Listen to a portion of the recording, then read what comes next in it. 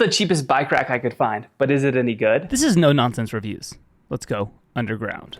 The packaging was good. It was just bubble wrapped, and that works great for this product. There are 3 distinct pieces: the hitch, the bar that connects the hitch to the rack, and then the bike rack itself. That comes with 4 bolts, and it's real easy to assemble. One thing is you do have to pull off these caps first to be able to fit the pieces together. They won't fit together otherwise. And it's, simple. Slide it on, bolt it in. These bolts are locking bolts, so that is super nice. It won't come undone. This one has 1 pin as well as 1 bolt. Lock it tight.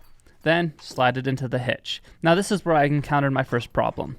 The first problem was that the bolt didn't fit. It wasn't long enough for my hitch, and I could just use a hitch pin, but I tried 2 hitch pins. One of them wasn't long enough. This isn't due to the bike rack itself. This is just due to the type of truck I have and how wide that hitch receiver is in the truck. Then I pushed the rack in too far and it got stuck here. You can see I just jerked it out.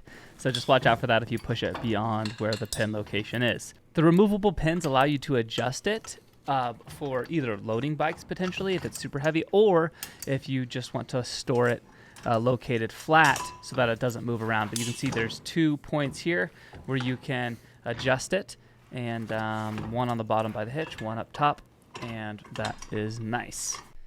Instead of having a pin go through like the hitch, it just pops over like that. It felt sturdy. I don't think that's coming undone. Here is the strap to connect the bike.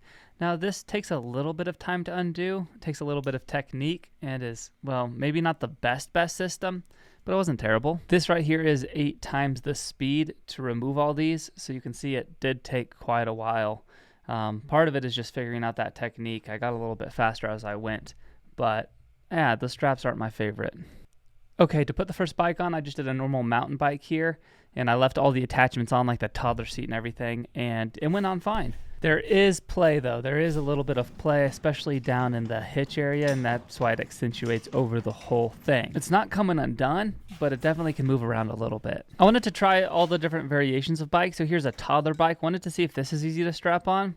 I mean, if you have a truck or a vehicle, you just basically throw this in the truck or vehicle. You don't really need to strap it on, but it's strapped on, which is kind of cool. No problems. And then I decided to put the Behemoth bike on, which is a 60-pound e-bike, and it was difficult. I struggled a little bit to get it up and over and right. So what I found out is put one side on first and then lift the other side, and that seemed to work fine. Strapping the bike in is easier to me than unstrapping the bike as far as speed goes. So what are we missing out on this bike rack? First is this style is cumbersome to remove.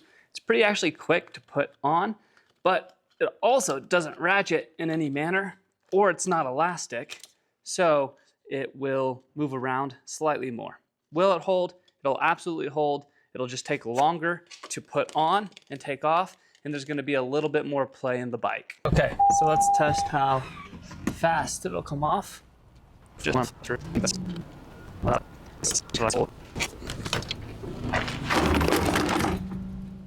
There is just a little bit of play down here. Now, you can see it moving right there in the hitch. It's not much, but when it accentuates all the way out here, it looks like a lot. But I don't think that's gonna be a big deal at all.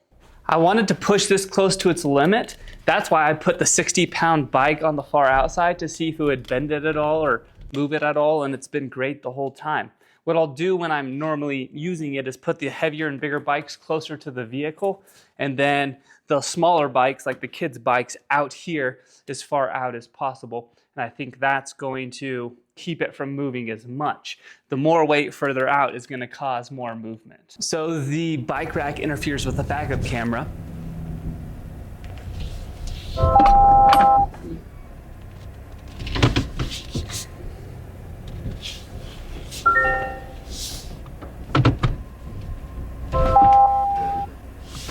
I see. You have to turn that setting off in a vehicle if you have a backup camera to be able to back up the bike. So that could be slightly annoying, but that's gonna happen with any bike rack. So I'm pleasantly surprised with this bike rack. I thought the quality would actually be a little bit worse. We'll see, time will tell after a couple years, but I think for normal use cases, it's gonna be great.